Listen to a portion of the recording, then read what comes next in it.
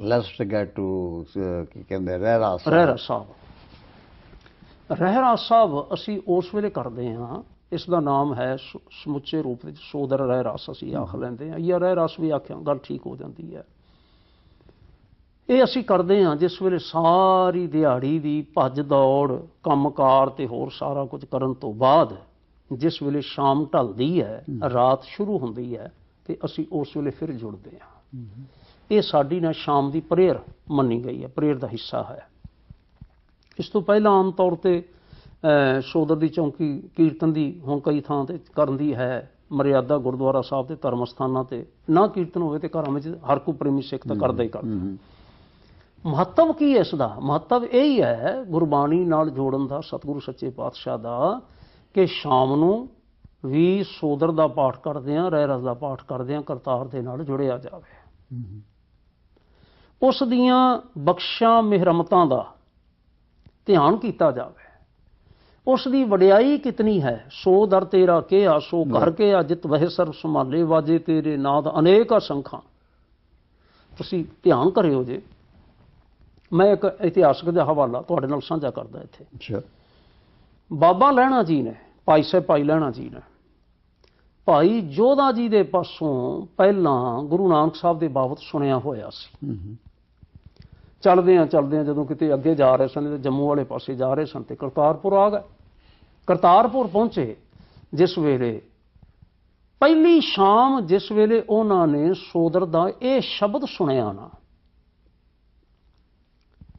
ਤੇ ਸ਼ਬਦ ਸੁਣਦਿਆਂ ਇੱਥੇ ਜਦੋਂ ਇਹ ਕੰਨੀ ਗੱਲ ਪਈ, ਗਾਵਨ ਤੁਧਨੋਂ ਇੰਦਰ ਇੰਦਰਾਸਣ ਬੈਠੇ, ਦੇਵਤਿਆਂ ਦਾਰਨ ਆਲੇ, ਗਾਵਨ ਤੁਧਨੋਂ ਸਿੱਧ ਸਮਾਧੀ ਅੰਦਰ, ਗਾਵਨ ਤੁਧਨੋਂ ਸਾਧ ਵਿਚਾਰੇ, ਗਾਵਨ ਤੁਧਨੋਂ ਜਤੀ ਸਤੀ ਸੰਤੋਖੀ, ਗਾਵਨ ਤੁਧਨੋਂ ਵੀਰ ਘਰਾਰੇ, ਗਾਵਨ ਤੁਧਨੋਂ ਪੰਡਿਤ ਪੜਨ ਰਖੀ ਸਰ ਜੁਗ ਜੁਗ ਵੇਦਾਂ ਨਾਲੇ। ਫਿਰ ਅਖੀਰ ਤੇ ਜਾ ਕੇ ਆਖਿਆ ਹੋਰ ਕਿਤੇ ਤੁਧਨੋਂ ਗਾਵਨ ਛੇਵੇਂ ਚਿਤ ਨਾਮ। ਵਾਹਿਗੁਰੂ ਜੀ, ਇਹ ਸਿੱਧਾਂ ਦੀ ਗੱਲ ਤੇ ਜੋਗੀਆਂ ਦੀ ਗੱਲ ਤੇ ਬ੍ਰਹਮਾ ਵਿਸ਼ਨ ਮਹੇਸ਼ ਦੀ ਗੱਲ, ਦੇਵਤਿਆਂ ਦੀ ਤੇ ਦੇਵੀਆਂ ਦੀ ਗੱਲ ਤੇ ਸਾਰਿਆਂ ਦੀ, ਇਹ ਤਾਂ ਮੈਂ ਜ਼ਿਕਰ ਜਿਤਨਾ ਕੋ ਮੇਰੇ ਧਿਆਨ ਚ ਆਇਆ ਤੇ ਮੈਂ ਕੀਤਾ। ਹੋਰ ਕਿਤੇ ਤੁਧਨੋਂ ਗਾਵਨ।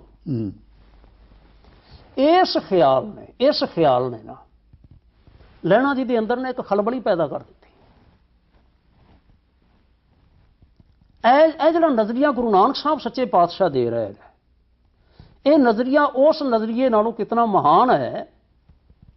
ਮੈਂ ਇੱਕ ਦੇਵੀ ਦੇ ਦਰਸ਼ਨ ਕਰਨ ਚੱਲਿਆ ਤੇ ਗੁਰੂ ਸਾਹਿਬ ਦੱਸ ਰਹੇ ਨੇ ਕਿ ਦੇਵੀ ਤੇ ਦੇਵਤੇ ਤੇ ਹੋਰ ਸਾਰੇ ਕਿਸੇ ਪਰਮ ਸ਼ਕਤੀ ਦਾ ਆਰਾਧਨ ਕਰ ਰਹੇ ਨੇ। ਹਾਂਜੀ, ਇਸ ਖਿਆਲ ਦੇ ਅੰਦਰ ਖਲਬਲੀ ਪੈਦਾ ਕਰ ਦਿੱਤੀ। ਭਾਵੇਂ ਸਾਡੇ ਸਾਖੀ ਕਰਨਾ ਇਸ ਖਿਆਲ ਨੂੰ ਹੋਰ ਰੂਪ ਦੇ ਵਿੱਚ ਸਾਹਮਣੇ ਲਿਆਉਂਦੇ ਨੇ। ਚਲੋ, ਜਿਸ ਵੇਲੇ ਅਗਲੀ ਪਲਕ ਹੁੰਦੀ, ਸਵੇਰ ਹੁੰਦੀ ਹੈ ਤੇ ਸਾਥੀ ਕਹਿੰਦੇ ਨੇ ਚੱਲੀਏ ਭਾਈ ਜੀ ਲਹਿਣਾ ਜੀ। ਹੁਣ ਭਾਈ ਜੀ ਕਹਿੰਦੇ ਨੇ ਜਾਣਾ ਕਿੱਥੇ ਹੈ? ਕਹਿੰਦੇ ਨੇ ਮੈਂ ਤਾਂ ਤੁਹਾਨੂੰ ਵੀ ਕਹਿੰਦਾ ਕਿ ਤੁਸੀਂ ਵੀ ਇੱਥੇ ਟਿਕੋ, ਜਾਓ, ਪਰ ਜੇ ਤੁਸੀਂ ਜਾਣਾ ਅਜੇ ਜ਼ਰੂਰੀ ਸਮਝਦੇ ਹੋ ਤੇ ਤੁਹਾਡੀ ਮੌਜ ਹੈ, ਪਰ ਮੇਰੀ ਜਿਹੜੀ ਜਾਣ ਵਾਲੀ ਮੰਜ਼ਿਲ ਸੀ ਨਾ ਉਹ ਮੈਨੂੰ ਮਿਲ ਗਈ ਹੈ, ਮੈਂ ਨਹੀਂ ਹੁਣ ਕਿਤੇ ਜਾਵਾਂਗਾ। ਜੇ ਉਹਨਾਂ ਨੇ ਜਾਣਨਾ ਚਾਹਿਆ ਵੀ ਤੁਹਾਨੂੰ ਕੀ ਮੰਜ਼ਿਲ ਮਿਲੀ ਤੇ ਫਿਰ ਦੱਸਿਆ ਨਹੀਂ ਉਹਨਾਂ ਨੇ ਦੱਸਿਆ ਵੀ। ਇਹ ਜਿਹੜੀ ਹੈ ਨਾ ਜੁਗਤ, ਇਹ ਜਿਹੜੀ ਜੇ ਮੈਂ ਇਸ ਨੂੰ ਆਖਾਂ ਇਹ ਕਰਾਮਾਤ ਹੈ। ਔਰ ਕਰਾਮਾਤ ਦੇਖੋ ਐਸੀ ਵਾਪਰੀ ਹੈ ਕਿ ਆਉਣ ਵਾਲੇ ਸਮੇਂ ਦੇ ਵਿੱਚ ਫਿਰ ਭਾਈ ਲਹਿਣਾ ਜੀ ਕਦੀ ਉੱਥੇ ਦੇਵੀ ਦੇ ਕਿਸੇ ਵੀ ਦੇਵੀ ਦੇ ਦਰਸ਼ਨ ਕਰਨ ਵਾਸਤੇ ਕਿਤੇ ਗਏ? ਇਹ ਇੱਕ ਕਰਾਮਾਤ ਸੋਦਰ ਦੇ ਪਾਠ ਦੀ ਹੈ। I don't want to use the word karamat. The reason for that is he realized, ਮੇਰੇ ਕਹਿਣ ਦੇ ਮੁਤਾਬਕ ਉਹ ਜਿਸ ਚੀਜ਼ ਨੂੰ ਭਾਲਦੇ ਪਏ ਸਨ ਉਹ ਮਿਲ ਗਈ। ਕਿੱਥੋਂ ਮਿਲੀ?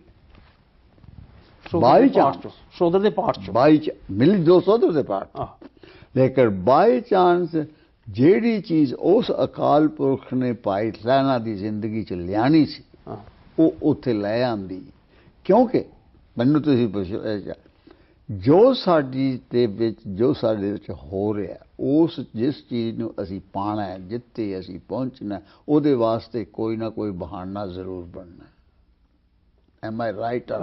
ਨਹੀਂ, ਤੁਸੀਂ ਨਾ ਗੱਲ ਨੂੰ ਕਿਸੇ ਹੋਰ ਢੰਗ ਨਾਲ ਹੁਣ ਵੇਖਣ ਲੱਗ ਪਏ ਹੋ, ਉਸ ਹੋਰ ਵਿਊ ਤੋਂ ਦੇਖ ਰਹੇ ਹੋ, ਪੁਆਇੰਟ ਆਫ ਵਿਊ ਤੁਹਾਡਾ ਨਾ। ਬਟ ਦੀ ਕੁਐਸਚਨ ਇਜ਼, ਮੇਰਾ ਕੁਐਸਚਨ ਹੈ ਕਿ ਕਿਆ ਕਰਾਮਾਤ ਦੇ ਵਿੱਚ ਉਹ ਛੱਡੋ, ਤੁਸੀਂ ਕਿਹੜੇ ਪਾਸੇ ਤੁਹਾਡਾ ਧਿਆਨ ਕਿਸੇ ਹੋਰ ਕਰਾਮਾਤ ਵੱਲ ਚਲਾ ਗਿਆ। ਅੱਛਾ, ਆਈ ਐਮ ਸੌਰੀ, ਛੱਡ ਦਿਓ ਜਿਹੜੀਆਂ ਦੂਜੀਆਂ ਕਰਾਮਾਤਾਂ ਨੇ ਇਸਲਾਮੀਆਂ ਦੀਆਂ ਜਾਂ ਦੂਜੀਆਂ ਤੀਜੀਆਂ ਦੀਆਂ ਨੇ, ਉਹ ਉਹਨਾਂ ਦੀ ਗੱਲ ਨਹੀਂ। ਕਰਾਮਾਤ ਦਾ ਮਤਲਬ ਇਹ ਹੈ ਇੱਕ ਜਿਵੇਂ ਨਾ ਮੁਅਜਜ਼ਾ ਵਾਪਰ ਜਾਂਦਾ, ਹੋ ਜਾਂਦਾ। ਹਾਂ, ਦੈਟਸ ਰਾਈਟ। ਬਈ ਉਸ ਇੱਕ ਗੱਲ ਨੇ ਜਿਹੜੀ ਸੁਣੀ, ਸੋਦਰ ਦਾ ਪਾਠ ਸੁਣਿਆ ਧਿਆਨ ਦੇ ਨਾਲ, ਉਹਨੇ ਨਾ ਸਾਰਾ ਜੀਵਨ ਧਾਰਾ ਜਿਹੜੀ ਸੀ ਉਹਨੂੰ ਬਦਲ ਦਿੱਤਾ। ਔਰ ਇਹ ਕਰਾਮਾਤ ਹੈ, ਇਸ ਨੂੰ ਕਰਾਮਾਤ ਸਮਝੋ। ਆਈ ਸੀ, ਇਸ ਨੂੰ ਕਰਾਮਾਤ ਸਮਝੋ, ਜਿਹੜੀ ਗੁਰਬਾਣੀ ਦੇ ਰਾਹੀਂ ਹੁੰਦੀ ਤੇ ਸਤਿਗੁਰੂ ਮਹਾਰਾਜ ਸਾਰਿਆਂ ਦੇ ਜੀਵਨ ਵਿੱਚ ਲਿਆਉਣੀ ਚਾਹੁੰਦੇ ਨੇ। ਦੈਟਸ ਰਾਈਟ, ਸਾਰਿਆਂ ਦੇ ਜੀਵਨ ਚ ਲਿਆਉਣੀ ਚਾਹੁੰਦੇ ਨੇ। ਇਸ ਲਈ ਅਸੀਂ ਸੋਦਰ ਦਾ ਪਾਠ ਕਰਦੇ ਹਾਂ। ਜੇ ਭਾਈ ਲਹਿਣਾ ਜੀ ਦੀ ਜੀਵਨ ਧਾਰਾ ਬਦਲ ਸਕਦੀ ਹੈ, ਦੂਜਿਆਂ ਤੀਜਿਆਂ ਦੀ ਜੀਵਨ ਧਾਰਾ ਬਦਲ ਸਕਦੀ ਹੈ, ਜੇ ਕਿਤੇ ਅਸੀਂ ਸੋਦਰ ਨਾਲ ਜੁੜ ਕੇ ਪਾਠ ਕਰੀਏ ਤੇ ਸਾਡੀ ਜੀਵਨ ਧਾਰਾ ਬਦਲਣ ਤੋਂ ਬਦਲ ਚੁੱਕੀ ਹੈ, ਲੇਕਿਨ ਅਸੀਂ ਉਸ ਜੀਵਨ ਧਾਰਾ ਨੂੰ ਦ੍ਰਿੜ ਕਰਕੇ ਨਾ ਚੱਲ ਸਕਦੇ ਹਾਂ ਜੀਵਨ ਦੇ ਵਿੱਚ। ਇਹ ਸਤਿਗੁਰੂ ਜੀ ਦਾ ਜਿਹੜਾ ਹੈ ਮਨੋਰਥ, ਇਹ ਮੈਨੂੰ ਸਮਝ ਵਿੱਚ ਆਉਂਦਾ ਹੈ ਸਾਹਿਬ ਸੱਚੇ ਪਾਤਸ਼ਾਹ ਦਾ। ਤੇ ਇਸ ਦੀ ਜਿਹੜੀ ਬੈਕਗਰਾਉਂਡ ਹੈ ਉਹ ਨਵੀਂ ਨਹੀਂ ਹੈ।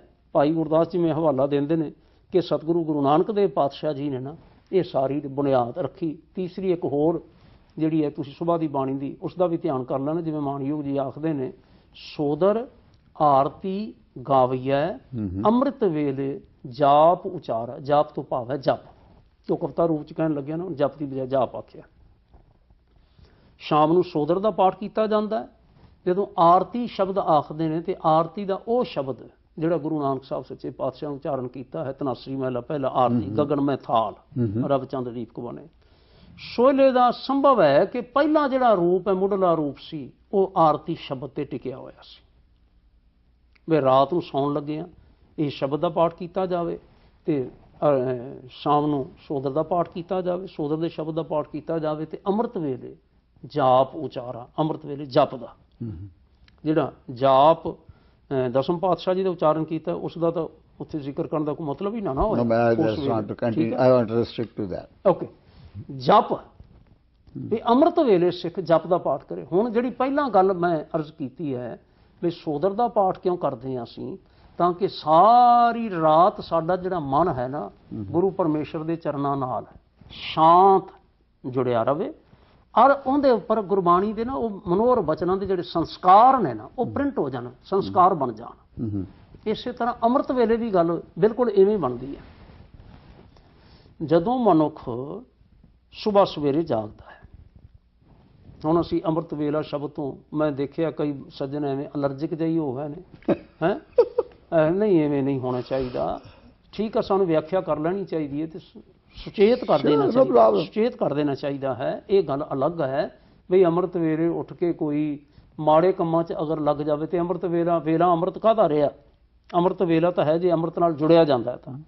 ਪਰ ਇਸ ਗੱਲ ਨੂੰ ਮਾਈਨਸ ਨਹੀਂ ਕੀਤਾ ਜਾ ਸਕਦਾ ਕਿ ਸਤਿਗੁਰੂ ਸੱਚੇ ਪਾਤਸ਼ਾਹ ਜੀ ਨੇ ਪ੍ਰਭਾਤੇ ਜਾਗਣ ਵਾਸਤੇ, ਵੱਡੀ ਪ੍ਰਭਾਤੇ ਜਾਗਣ ਵਾਸਤੇ ਸਾਨੂੰ ਥਾਂ ਥਾਂ ਤੇ ਸੰਕੇਤ ਕੀਤੇ ਨੇ। ਔਰ ਇਸ ਲਈ ਸੰਕੇਤ ਕੀਤੇ ਨੇ ਕਿ ਵੱਡੀ ਪ੍ਰਭਾਤੇ ਜਦੋਂ ਤੁਸੀਂ ਜਾਗਦੇ ਹੋ, ਕੋਈ ਖੜਕਾ ਦੜਕਾ ਨਹੀਂ, ਕੋਈ ਸ਼ੋਰ ਸ਼ਰਾਬਾ ਨਹੀਂ, ਕੋਈ ਕੁਛ ਨਹੀਂ ਹੈਗਾ, ਮਨ ਵਿੱਚ ਉਸ ਲਈ ਵਧੇਰੇ ਟਿਕਾ ਹੁੰਦਾ ਹੈ, ਆਰਾਮ ਕਰਕੇ ਉੱਠੇ ਹੁੰਦੇ ਹੋ, ਇਸ਼ਨਾਨ ਪਾਣੀ ਕੀਤਾ, ਪੇਟ ਤੁਹਾਡਾ ਸਾਫ਼ ਹੈ, ਤੇ ਤੁਸੀਂ ਉਸ ਲਈ ਅਗਰ ਗੁਰਬਾਣੀ ਦੇ ਨਾਲ ਜੁੜ ਜਾਂਦੇ ਹੋ, ਜਿਸ ਨੂੰ ਚਿੰਤਨ ਆਖਿਆ ਜਾਂਦਾ ਹੈ, ਵਡਿਆਈ ਵਿਚਾਰ ਆਖਿਆ ਜਾਂਦਾ ਹੈ, ਜੁੜ ਜਾਂਦੇ ਹੋ ਜਿਸ ਵੇਲੇ, ਤਾਂ ਤੁਹਾਡਾ ਉਸ ਵੇਲੇ ਦਾ ਵਿਚਾਰਿਆ ਹੋਇਆ ਸਾਰੀ ਦਿਹਾੜੀ ਲਈ ਨਾ ਤੁਹਾਡਾ ਮਨ ਉੱਥੇ ਜੁੜਿਆ ਰਹਿ ਸਕਦਾ ਹੈ। ਜਿਹੜਾ ਸਾਡੇ ਨਿਤਨੇਮ ਦੀ ਤਰਤੀਬ ਸਤਿਗੁਰੂ ਸੱਚੇ ਪਾਤਸ਼ਾਹ ਨੇ ਆਰੰਭ ਵਿੱਚ ਬੰਨ੍ਹ ਦਿੱਤੀ, ਠੀਕ ਹੈ, ਆਰੰਭ ਵਿੱਚ ਬੱਧੀ, ਉਹ ਆਰੰਭ ਵਿੱਚ ਬੰਨ੍ਹਣ ਦਾ ਮਤਲਬ ਹੀ ਇਹ ਸੀ ਅੰਮ੍ਰਿਤ ਵੇਲੇ ਜਾਗੇ ਤੇ ਤਾਂ ਵੀ ਕਰਤਾਰ ਦੇ ਚਰਨਾਂ ਦੇ ਵਿੱਚ, ਸ਼ਾਮ ਨੂੰ ਵੀ ਸਾਰੀ ਦਿਹਾੜੀ ਦੇ ਕਾਰ ਵਿਹਾਰ ਤੋਂ ਬਾਅਦ ਵੀ ਜੁੜ ਕੇ ਬੈਠੇ, ਤੇ ਰਾਤ ਨੂੰ ਸੌਣ ਲੱਗਿਆਂ ਵੀ ਕਰਤਾਰ ਦੀ ਆਗੋਸ਼ ਦੇ ਵਿੱਚ, ਵਾਹਿਗੁਰੂ ਜੀ ਦੀ ਗੋਦ ਵਿੱਚ ਹੋਵੇ। ਮੈਨੂੰ ਤਾਂ ਐਂ ਸਮਝ ਆਈ ਹੈ। ਇਹਦਾ ਮਤਲਬ ਤੁਸੀਂ ਇਹ ਕਹਿ ਰਹੇ ਹੋ ਕਿ ਜਿਹੜੀ ਜੀਵਨ ਜੁਗਤ ਜੀ ਸਾਨੂੰ ਗੁਰੂ ਸਾਹਿਬਾਨ ਨੇ ਦਿੱਤੀ ਹੈ, ਬਿਲਕੁਲ ਉਸ ਜੀਵਨ ਜੁਗਤ ਦੇ ਵਿੱਚ ਰੱਬ ਨੂੰ, ਉਸ ਕਰਤਾਰ ਨੂੰ ਕਿਤੇ ਵੀ ਨਹੀਂ ਭੁੱਲਣਾ। ਜੀ ਬਿਲਕੁਲ ਸਵੇਰ ਤੋਂ ਲੈ ਕੇ ਸ਼ਾਮ ਤੱਕ, ਰਾਤ ਤੱਕ, ਤੇ ਰਾਤ ਨੂੰ ਸੋਹਿਲਾ ਸਾਹਿਬ ਦਾ ਪਾਠ ਕਰਕੇ ਤੇ ਸਾਰੀ ਰਾਤ ਉਸੇ ਯਤਨ ਉਸੇ ਰਾਹ ਤੇ ਚੱਲ ਕੇ ਸਵੇਰੇ ਫਿਰ ਉੱਠ ਜਾ। ਬਿਲਕੁਲ। And we go by that. ਬਾਕੀ ਇਨਸਾਨ ਕੀ ਕਰਨਾ ਚਾਹੁੰਦਾ ਹੈ, ਕੀ ਨਹੀਂ ਕਰਨਾ ਚਾਹੁੰਦਾ, ਕੀ ਉਹਨੇ ਆਪ ਕਰਨਾ ਹੈ, ਕਿਸ ਤਰ੍ਹਾਂ ਉਹਨੇ ਕਰਨਾ ਹੈ ਜੀ, ਇਹ ਅਕਾਲ ਪੁਰਖ ਨੇ ਉਹਦੇ ਤੇ ਛੱਡਤਾ ਹੈ। M I right R wrong? ਦੇਖੋ ਕੁਝ ਜਿਹੜੇ ਕਰਤਾਰੀ ਅਧਿਕਾਰ ਨੇ ਵਾਹਿਗੁਰੂ ਜੀ ਨੇ ਸਾਰਿਆਂ ਨੂੰ ਜਿਵੇਂ ਸਮਰੱਥਾ ਦਿੱਤੀ ਹੱਥ ਪੈਰ ਚੱਲਣ ਕਰਨ ਕਰਾਉਣ ਵਾਲੀ, ਲੇਕਿਨ ਸਤਿਗੁਰੂ ਮਹਾਰਾਜ ਨਾਲ ਉਹਨੂੰ ਸੂਝ ਦੇ ਰਹੇ ਨੇ। ਗੁਰਮਤਿ ਕੀ ਹੈ? ਸੂਝ ਹੈ। ਇਸ ਪਾਸੇ ਤੁਰ ਵੀ ਤੂੰ ਇਸ ਪਾਸੇ, ਚੱਲ ਵੀ ਤੂੰ ਇਸ ਪਾਸੇ। ਉਹ ਜਿਹੜੀ ਇਸ ਪਾਸੇ ਚੱਲਣ ਵਾਲੀ ਗੱਲ ਹੈ ਨਾ, ਇਹ ਫਿਰ ਉਸ ਵੇਲੇ ਸਾਹਮਣੇ ਨਾ ਵਧੇਰੇ ਆਉਂਦੀ ਨਿਖਰ ਕੇ, ਜਿਸ ਵੇਲੇ ਅਸੀਂ ਪਾਠ ਕਰਨ ਤੋਂ ਇਲਾਵਾ ਅਸੀਂ ਉਹਨੂੰ ਵਿਚਾਰਦੇ ਹਾਂ। ਸਾਡਾ ਵਿਚਾਰਨ ਵਾਲੇ ਪਾਸੇ ਜਿਹੜਾ ਧਿਆਨ ਹੈ ਨਾ, ਉਹ ਇੰਨਾ ਜ਼ਿਆਦਾ ਨਹੀਂ ਹੈਗਾ ਜਿੰਨਾ ਕਿ ਰਟਣ ਵਾਲੇ ਪਾਸੇ ਸਾਡਾ ਨਾ ਧਿਆਨ ਬਣਿਆ ਹੋਇਆ ਹੈ। ਰਟਣ ਵਾਲੇ ਪਾਸੇ ਸੁਬਾਹ ਸ਼ਾਮ ਕੀਤਾ ਵੀ ਜਾਵੇ। ਸਤਿਗੁਰਾਂ ਨੇ ਤਾਂ ਆਖਿਆ, ਮਰਿਆਦਾ ਵਿੱਚ ਵੀ ਐਵੇਂ ਗੱਲ ਆਖੀ ਬਈ ਤੇਰਾ ਨਾ ਹਮੇਸ਼ਾ ਪਾਠ, ਸਧਾਰਨ ਪਾਠ ਜਿਹਨੂੰ ਹੁਣ ਅੱਜ ਕੱਲ੍ਹ ਸਹਿਜ ਪਾਠ ਕਹਿਣ ਲੱਗ ਪਿਆ, ਸਧਾਰਨ ਪਾਠ ਹਰ ਵੇਲੇ ਸਿੱਖ ਦਾ ਜਾਰੀ ਰਹਿਣਾ ਚਾਹੀਦਾ ਹੈ। ਸਮਾਂ ਬਣੇ ਕਿਸੇ ਨੂੰ, ਆਪਣੇ ਆਪਣੇ ਕੰਮਕਾਰ ਨੇ ਨਾ, ਕਿਸੇ ਨੂੰ ਕਿੰਨਾ ਸਮਾਂ ਬਣਦਾ ਹੈ, ਕਿਸੇ ਨੂੰ ਕਿਸ ਵੇਲੇ ਸਮਾਂ ਬਣਦਾ ਹੈ, ਪਾਠ ਕਰੇ। ਭਾਵ ਇਹ ਹੈ ਕਿ ਉਹ ਨਾ ਕਰਤਾਰ ਨੂੰ ਯਾਦ ਵੀ ਰੱਖਣਾ ਹੈ ਤੇ ਰੱਖਣਾ ਕਿਸ ਜੁਗਤ ਵਿੱਚ ਹੈ, ਉਹਨੂੰ ਕਹਿੰਦੇ ਨੇ ਗੁਰਮਤਿ। ਉਹ ਜਿਹੜੀ ਗੁਰਮਤਿ ਹੈ ਜਾਂ ਉਹ ਜਿਹੜੀ ਮਰਿਆਦਾ ਹੈ, ਉਹ ਸਾਨੂੰ ਗੁਰਬਾਣੀ ਦੀ ਵਿਚਾਰ ਤੋਂ ਪ੍ਰਾਪਤ ਹੁੰਦੀ ਹੈ। ਉਸ ਵਿਚਾਰ ਨੂੰ ਲੈ ਕੇ ਅਸੀਂ ਚੱਲੀਏ ਨਾ ਅਗਰ, ਤੇ ਫਿਰ ਜਿਵੇਂ ਉਹ ਆਰੰਭ ਵਿੱਚ ਆਪਾਂ ਆਖਿਆ ਸੀ ਵੀ ਕੋਈ ਜੋਗੀ ਐਉਂ ਲੱਗਾ ਤੇ ਦੂਜਾ ਐਉਂ ਲੱਗਾ ਤੇ ਤੀਜਾ ਐਉਂ ਲੱਗਾ ਹੈ। ਗੁਰੂ ਨਾਨਕ ਨੇ ਕਿਵੇਂ ਲੱਗੇ ਨੇ ਤੇ ਸਾਨੂੰ ਕਿੱਧਰ ਲਾਇਆ ਹੈ, ਤਾਂ ਉਸ ਮਾਰਗ ਤੇ ਫਿਰ ਅਸੀਂ ਸਾਰੇ ਚੱਲ ਸਕਦੇ ਹਾਂ।